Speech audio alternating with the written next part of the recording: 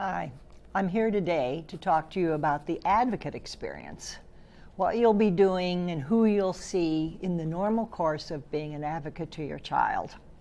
The kid may have emotional baggage, but you will have some administrative baggage. You'll meet lots of people, starting with the caregivers of the child, whoever has taken the kid while he's a ward of the court. This can be parents, relatives, foster parents, friends of the parents or family, babysitters, and a lot of them are okay in trying to take care of the kid when he needs it. But some of them are a little inappropriate. It's something to watch for. I had a mother of a 3-year-old. I was doing a supervised visit while he saw her. When he came in, she said, "Ooh, come here, come here." She pulled out of her purse hairspray, wax, and a comb, and began brushing his hair up and saying, "That's not a good hair. Put it here. I want a big curl. I want you to look sexy for me." I didn't think this was exactly the greeting I would like a mother of a 3-year-old to have given him. Ramirez's parents, they love their kids. Another family, they had several kids. They really both love their kids, but they beat up on each other. And when the anger boiled over, they beat up on the kids. Mom was also, she had no executive ability. She couldn't plan. She couldn't follow through. She would pick the kids up late at school. She would forget to sign permission slips for school activities or field trips. She never called back if you left a message. So one time, her little guy, whom I had for several years, but I think he did this when he was 5, we sat in the car and he said, "I want you to write down a message to my mom. I want you to say, 1, I am not always a bad boy. Don't tell me I'm always a bad boy. Sometimes I'm a good boy. And 2, I need you to hear me when I talk to you. I want you to listen to what I'm saying." I was very moved hearing this, and I wrote it down for him. Then he said to me, "Read it back. I want to know you got everything." So I did. And he said, "That's okay. Now I want you to take this and give it to my mom." And I did. I don't know if it made a difference, but it was my happiest experience as a steno in my whole life. There was a father of a wonderful kid who was a violent drug lord. He carried weapons. Strange people came to the house, and he beat his girlfriend a lot, possibly occasionally the children. So she took the kids and moved out, but he wasn't through at that point. At one time, he showed up with a friend of his, and they both had extremely large knives. And he came at her and said he was going to punish her for not doing what he said. But what he didn't know is that she had a boyfriend over who had a gun. A conflict ensued. Both the father and his companion were shot. The companion died at the scene. Dad was taken to jail, and after a very long trial, he is now in prison. But the 2 younger kids were present for this entire thing. And one time, the little guy whom I had said, "Is my dad out of jail yet?"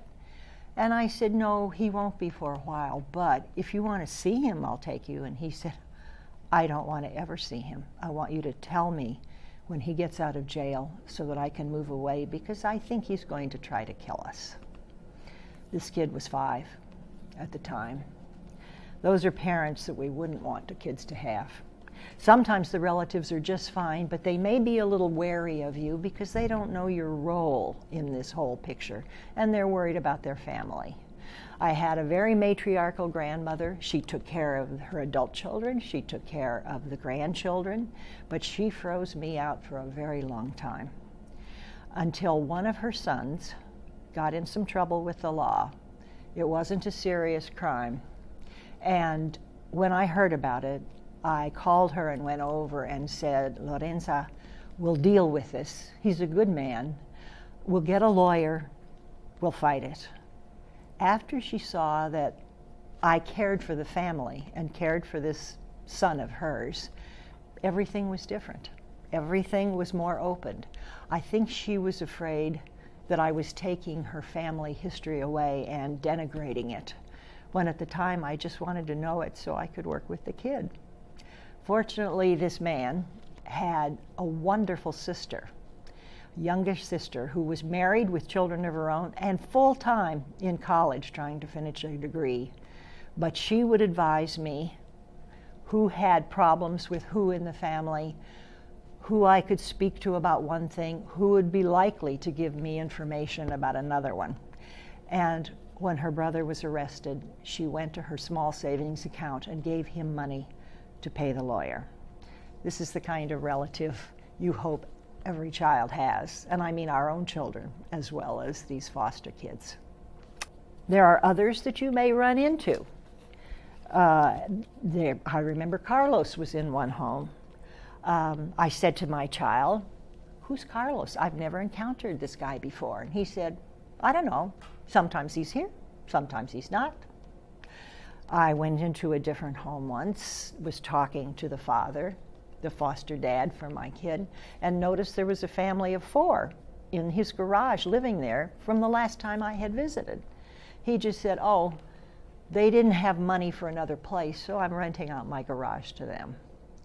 That seemed like a really nice thing to do, but you need to check on these people. So I mentioned these things to my social worker. It turned out Carlos was just a friend of that family. He was utterly clean.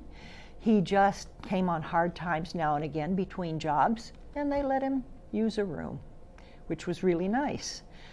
The family in the garage seemed like they were okay people as well, but it turned out the dad had a record, and the county was worried about him being in close proximity to the foster child, so they eventually had to move. You don't have to make the decisions on this usually, but you do need to just report anything that's significantly different than you'd expected. I did have to report on a child care provider once. She was licensed, she had many children under her care, but when I picked up the 3 little guys at her daycare center, the little one, who was just a bit over a year old at that time, rushed up to me, put his hands up, crying, and asked me to take him. Since he was usually fairly cool to me, I was surprised at this behavior. So I asked the older boy, whom I dealt with most often, "Why is your little brother crying? What happened?" He said, "Well, he was too noisy today, and the daycare worker got tired of it. So she locked him in the bathroom for an hour, and he couldn't get out. I think he was scared." And I thought, I'll bet he was scared too. He can't really speak yet.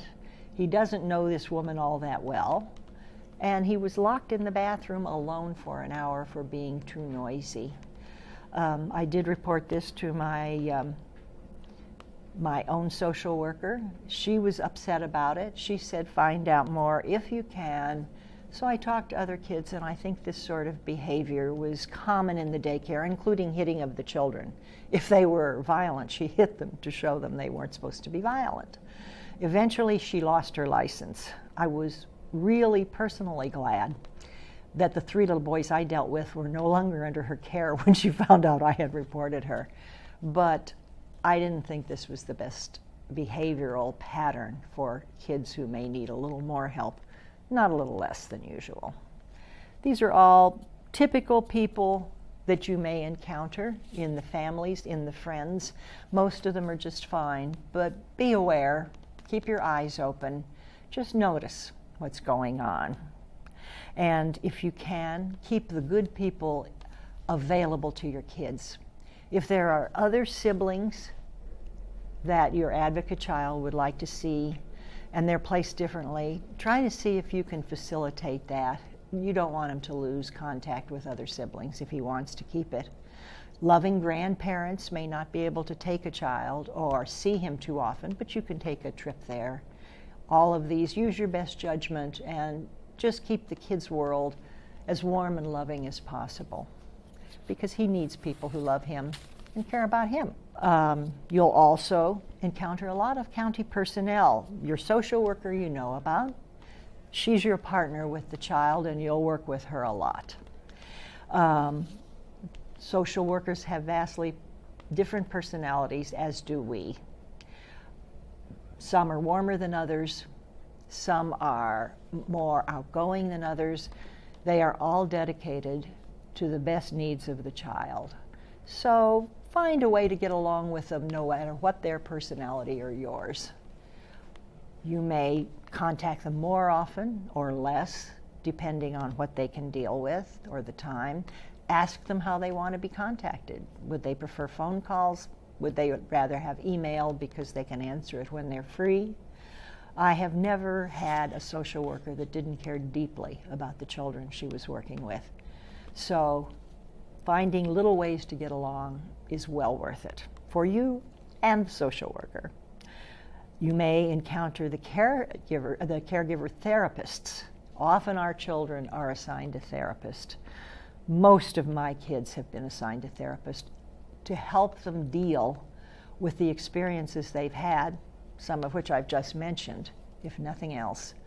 The therapist cannot tell you what the child has said literally or what anyone else has said, because there's a bond with the child as well. They are HIPAA protected. But they can give you indicators. I've had some great therapists that I think were doing wonderful work with the kids I worked with, who would just say, he really enjoys the outings to the park. How nice that you thought of those. Or, it was interesting that you took him there. It brought back some memories to him. She hasn't violated her confidentiality, but she's given me a direction about what's really working for the kid and what's not. So if you like the therapist and do encounter her, it's a good relationship for you both. Public health nurse. I had a public health nurse stop what she was doing once and dig through to find a missing birth certificate so that my kid could enter a sports team. She stopped, she gave up her whole day for it, and I was really grateful because that wasn't built into her schedule at all. Lawyers, your kid will have his own lawyer, and as a rule, these are extremely competent people and they will work with you. They like to hear about how the kid is doing and what you're doing with the child, but they don't see the child very often, usually just once before a court appearance. So I have filled in my lawyers anything I thought was important for them to know when we go to court. They may need to know if the child needs more visitations, if the child doesn't like visitations with a parent who's violent or unloving, and we can give them that information. Most will really welcome it. It's a good relationship for both of us. Now, the time you spend. You already know you're going to do monthly reports to your own supervisor.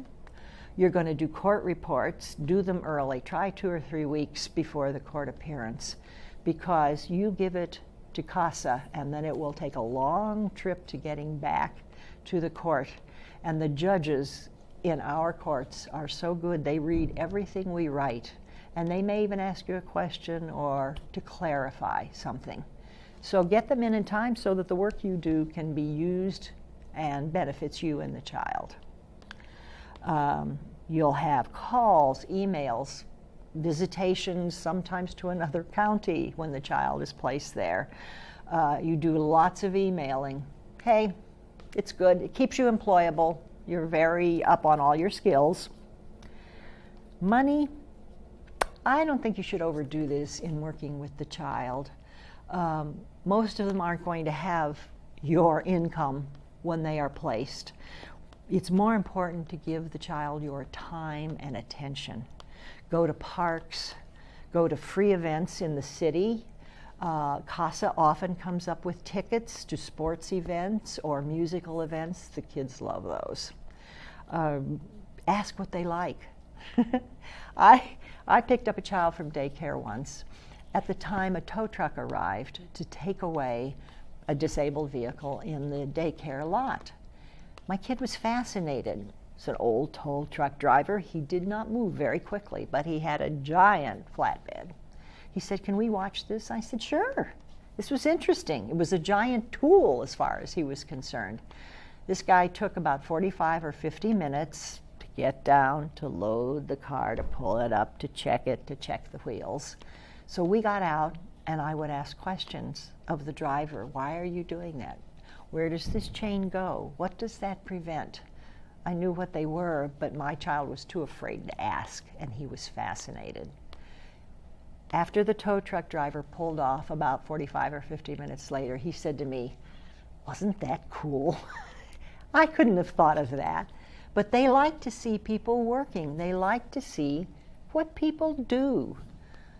I spent a long, hot 2 hours in a very, very hot San Jose summer a couple of years ago, because after my little guy and I had gone into McDonald's to get an ice cream cone and a cold drink, we came out and he saw 2 young painters painting a new addition to the back of the building.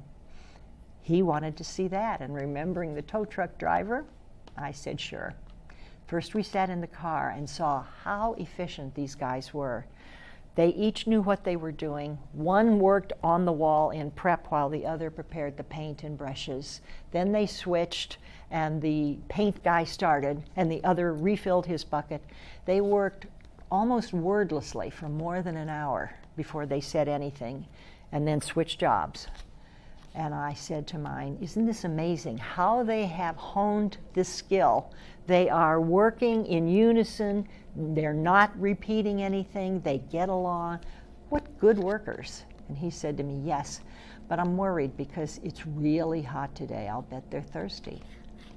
I said, "You're right. Why don't you ask them if they would like water or something to drink, and we can go back into McDonald's and get it." He said, "Oh, I think you should do that." And I said, "No, you notice that. You are welcome to talk to them. I bet they'll be very nice to you. And besides, I don't speak very good Spanish." And he looked at me and he said, "Tu quieres agua?" That's what you say. Go say it to him. I said, "No, I don't think I'll remember it. You go." So he did. He was shy at first, but then he gave them the list of all the drinks that were available in McDonald's. And the guy said, yeah, they really would like one. One wanted a tall lemonade. The other wanted a big ice water. We went in. We bought 2 drinks. I gave them to him. He wasn't shy then about giving the proper drink to the guys. And we stayed outside another hour watching them finish this patch. He came back and he just said, "Wow, those guys were really smart." And I said, "Yes, and incredibly hardworking. They will always have jobs because they really work hard and they know how to get along and do a job well."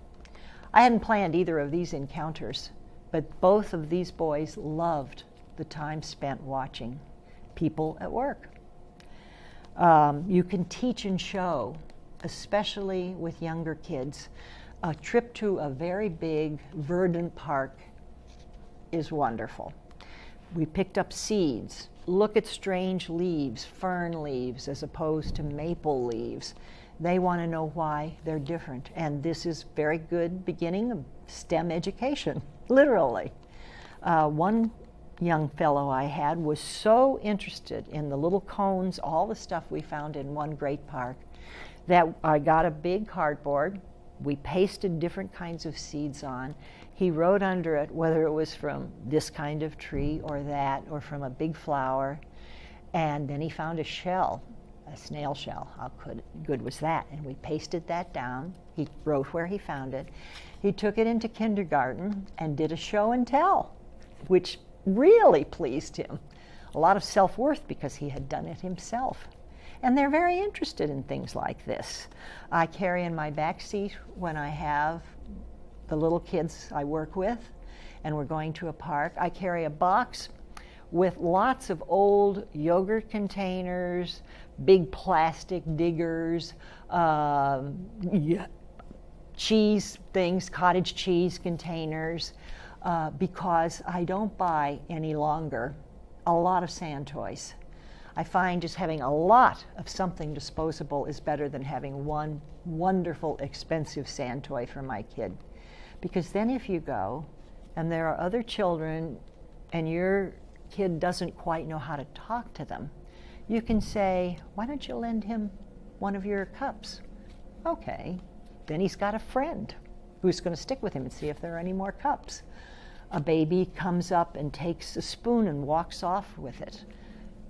One of my boys was furious. He took my stuff, and I said, look at all we have. You've given it to him, and now he will learn to do what you're doing. Look, he's watching what you do with it. I'll get you more spoons.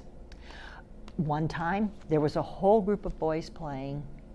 My kid distributed the yogurt cups because he had done this before. Then he felt he was the director of the building project. So he told them the castle and who was to dig out a river and where the guards would be, and they all did it, and then they set up the spoons to be guards around the castle. I didn't care. All the kids went home with that stuff. I can get more spoons, I can get more yogurt cups, and everybody had a great time.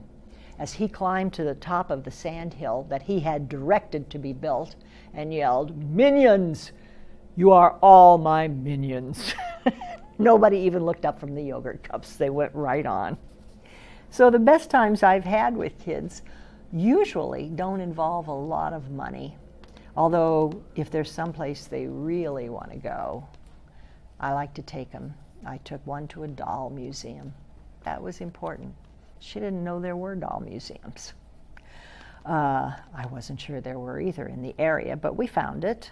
I go regularly to the dollar store where they have $2 to buy whatever they want, and they will take an hour to pick 2 things. And we can buy small craft sets, and they make the crafts, and then I say, do you want to give this to your mom for Mother's Day? Would your dad like these painted socks? And they've done something, and then they've had something to give to the grandma or the dad or people they love. You don't have to break the bank, just think of things, be creative. With older kids, I haven't worked with them as much, but I know they like music, so places you can take them where they can hear it. They like snacks. Tell them to invite their friends from school and buy them all a lunch at McDonald's if it suits you. And you'll hear their conversation. You'll know what they want to do. You'll have a better insight into the child you're working with. Tools of any sort. Now, every kid should know how to change a car tire eventually. That's probably not what you're going to teach them.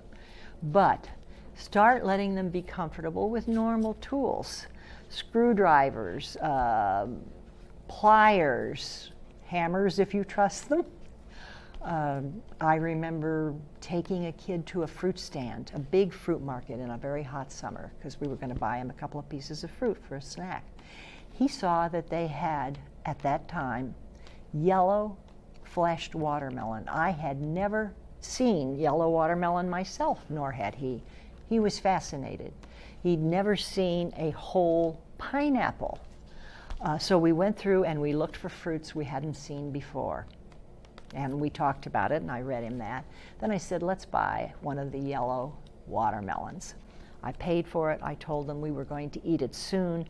Could they cut it for us? They said, sure. They called a guy from the back. He had a big apron on. He went to a workroom. I asked if we could watch. He was a little nervous. He didn't speak English. But when he saw we just wanted to see, he was fine. He pulled out a huge machete.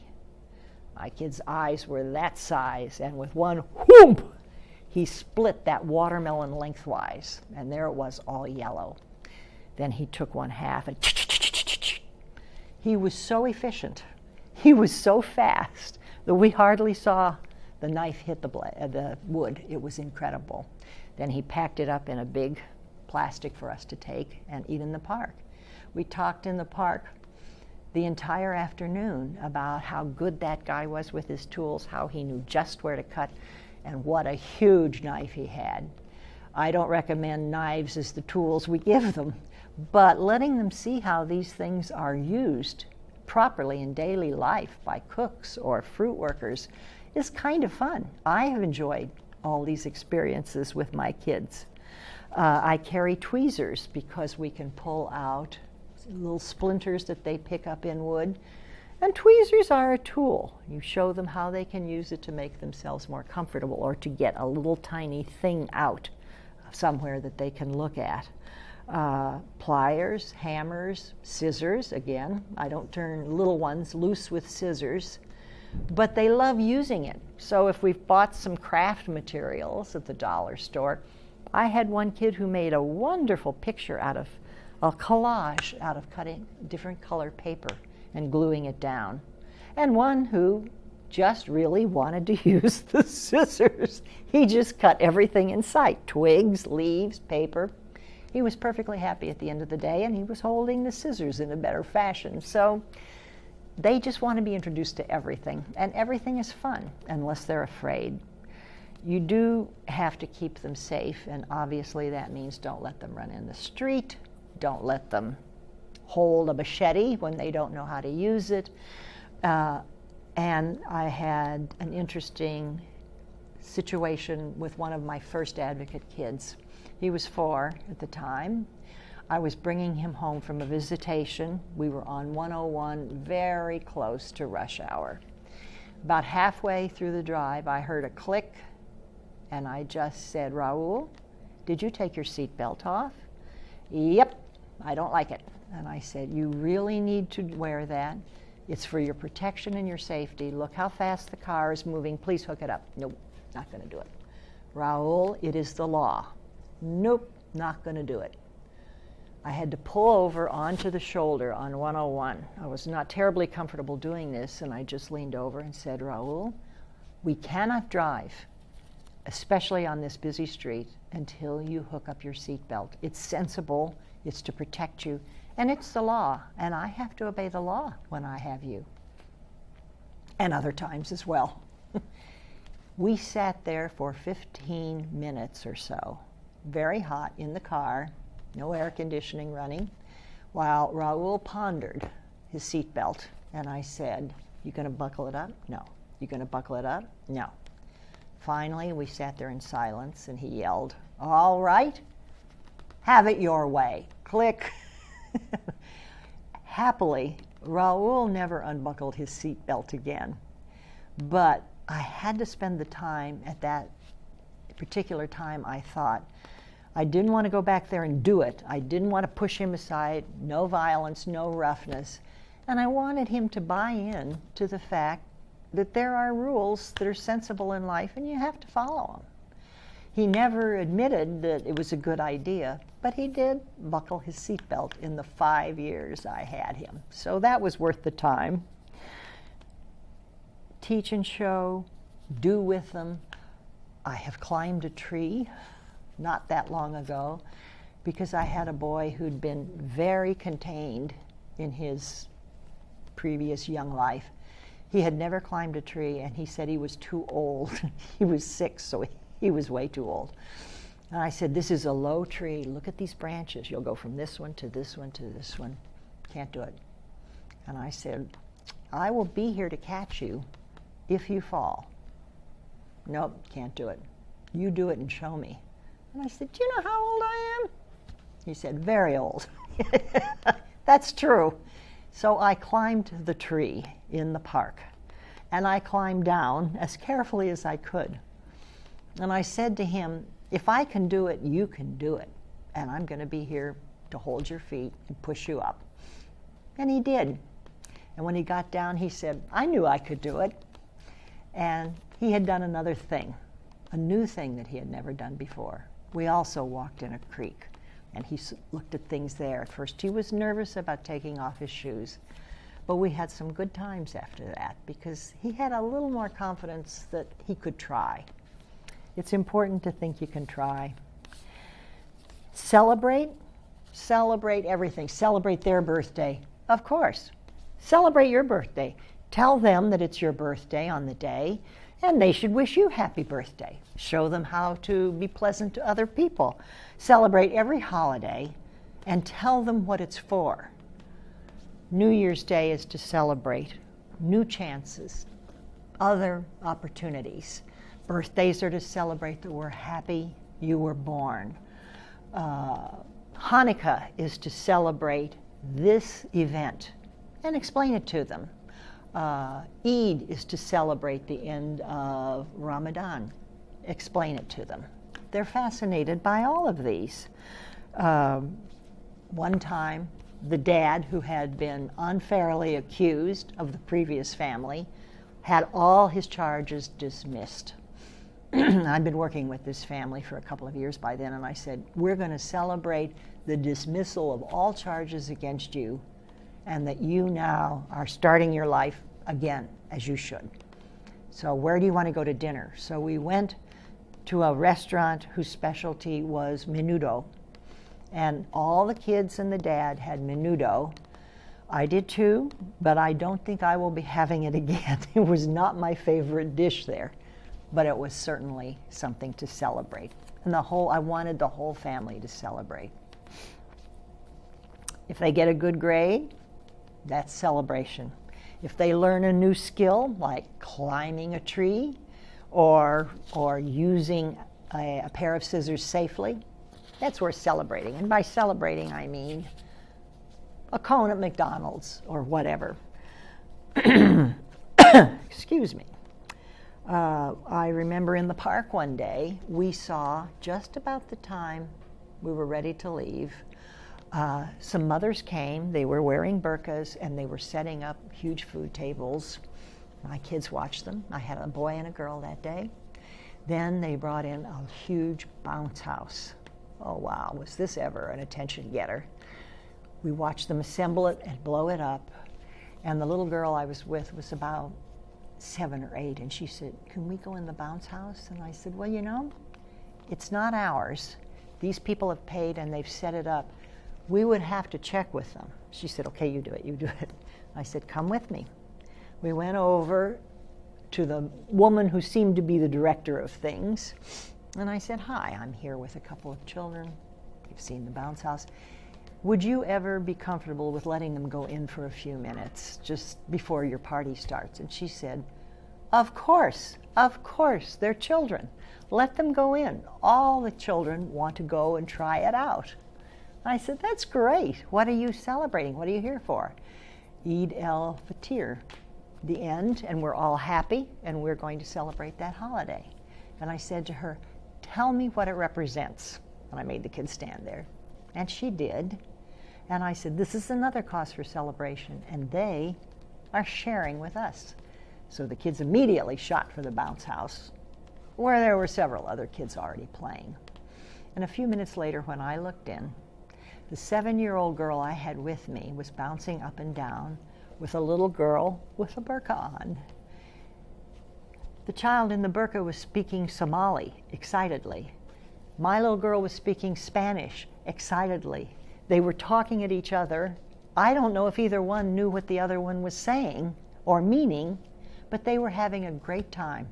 And in a few minutes, they sat down, and my 7-year-old started braiding the hair of the other girl.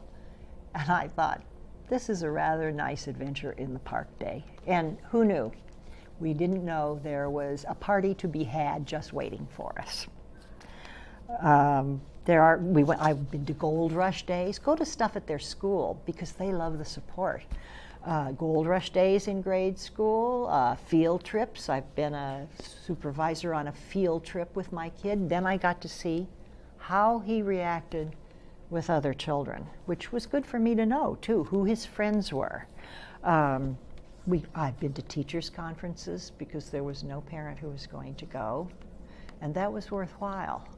I've been room mother twice because this kid had nobody who would help him in any schoolwork or any activity at school, and his teacher was terrific that year, very child-centered. So I went in and did the things a room mother would do, and I enjoyed it a lot because she had such a great classroom. Everybody got along. Everybody was taught to cooperate. That lesson in itself was worth something for my child. I've been called everything. Chickamama by my first one, Abuelita Bonita by another one, Tia Mary by a different family. They'll decide what they want to call you. And once I'm pretty sure it's not inappropriate, that's fine. Because they will put the name on you that they want you to have in their life. And that's great.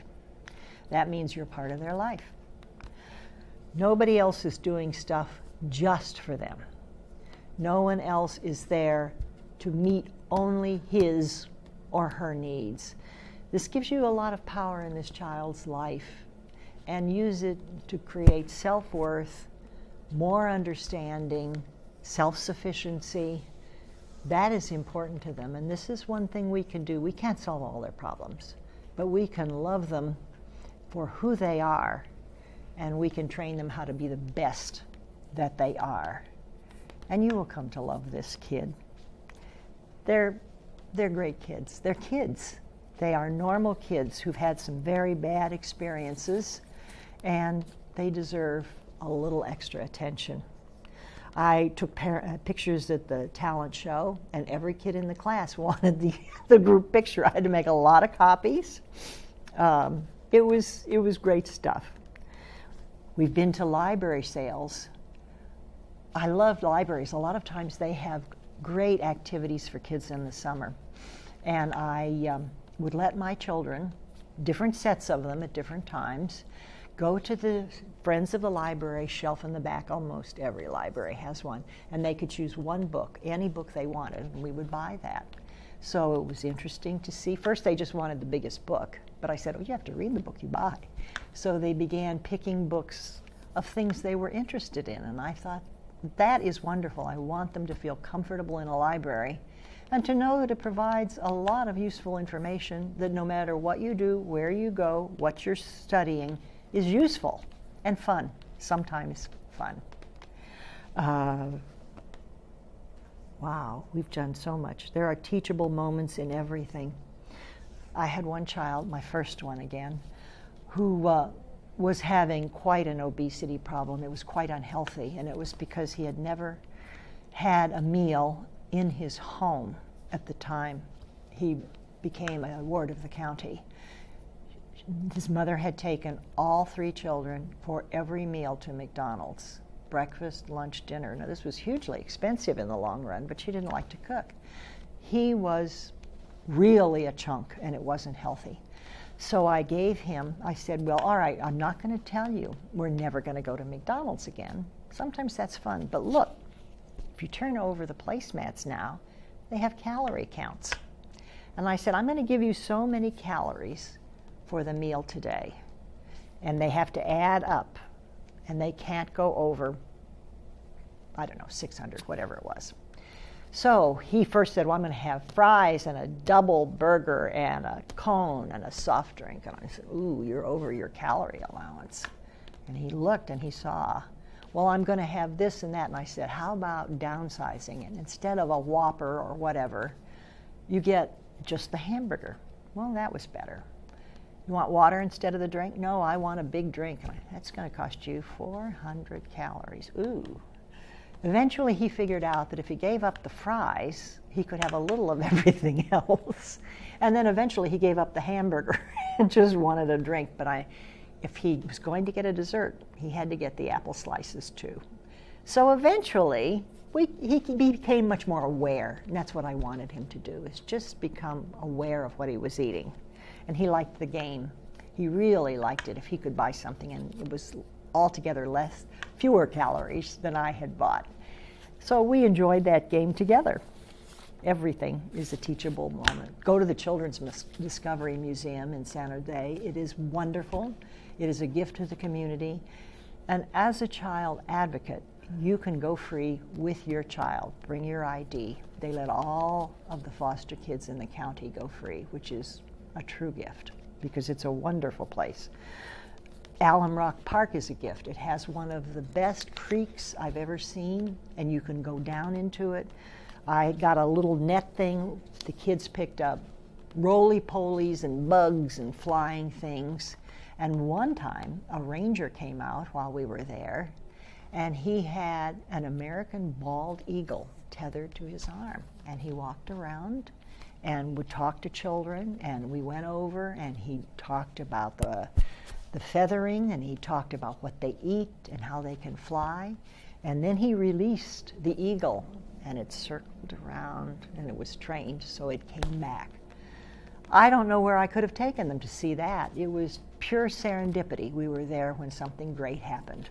Alum Rock has a lot of activities like that, and also fantastic climbing trails if you have an older child. Brigadoon Park has a cement slide that I will always remember. Apparently, I've been told, the builders who were preparing the park had a lot of cement left over, so they decided to make a gift, and they made a huge waving part of a slide out of solid cement. If you get going fast down there, and all kids do, you can get quite a concrete burn. So there are all sorts of cardboard boxes scattered all around the cement slide. The previous users have discarded, thank heavens, because I didn't know about the concrete slide. I would bring kids there. They loved that concrete slide, and it shot you so far off that you missed the apron around the slide and went right into the tan bark under the swings. You were moving about 40 miles an hour. And eventually, they began hammering me to do it, and I said, you know, I don't think I do that well. That's all they wanted to hear. Every time we went there, I got hammered. So once I said, all right, give me a box. I went down. I did get concrete burn on my arm because I wasn't sure I was going to make it. I shot past the apron. I ended up in the tan bark, 10 feet beyond the apron, under a very startled mother. I said to them, that's it. I am not doing this one again. But you will have some adventures you hadn't expected. And all the kids there that day, not just the two I was with, all of them loved it. I flew a kite with a kid before I learned that you really do have to have a tail on it. One of the dads in the park told me. So I've learned things too because I wasn't very good at kite flying. They will enrich your life. You will have so many experiences that you will remember forever, even beyond the cement slide. One said to me, well, you need to explain to me why I can't put boogers on your car seat because it's really a good place to put them out of my hands. And I said, please do not. Here's some Kleenex. It's your fault that my ice cream cone has no curl. Why is it my fault, Ramiro? It's your fault because you said you were buying 2 ice cream cones with curls on the top and mine doesn't have it. I said, well, that's because you licked it off. Well, now I don't have one. I said, okay, we'll trade cones. One kid said, I don't want to go to this shopping center. And I said, oh, I thought we were just going to no, I don't want to be here. Why? Because one time my mom came here with the kids in the back and we bought groceries. But as we were coming out, she saw my dad. He had been following us. And he ran toward the car with a knife at us. And my mom said, get in the car, get in the car. And she closed the door, and he was coming, and it knocked the knife out of his hand. And we drove so fast away because I think he was coming to kill us. Now, this was the child who had earlier said to me, is my dad still in jail? And I had thought, oh, that's undue fear. This is why he was afraid. Apparently, Dad was coming to kill somebody in their family at that time. So I am now asked them, would you like to go to this store? Have you been to that restaurant? I don't want any memories like that coming up for them, and we won't know. I was there when a foster family split. Angry separation of the 2 foster parents. Dad moved out quickly. Mom put the little guy who was in foster care in her car, and she drove him to DFCS to drop him off with the county. She didn't want to keep him anymore because she was moving. While she drove, she apparently had some sharp words with him. He looked down when he was in my car, and we went over an overpass in Milpitas, and he said, are there beds under this bridge? And I said, no, you can see there are trains under this bridge. They're not beds. And he said, well, when I had to move away from that foster home, that mom told me that she didn't care if I had to sleep under a bridge.